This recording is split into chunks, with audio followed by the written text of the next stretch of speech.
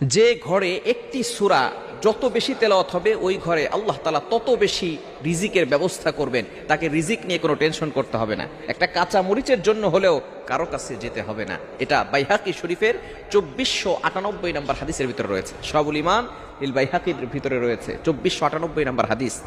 নবীজি সাল্লাল্লাহু আলাইহি ওয়াসাল্লামের সাহাবী হযরত ওসমান রাদিয়াল্লাহু তাআলা আনহু যখন খেলাফত আসলেন, যখন তার শাসনামল চলল, এমন সময় আব্দুল্লাহ ইবনে মাসউদ রাদিয়াল্লাহু তাআলা আনহু তিনি অসুস্থ হয়ে পড়লেন।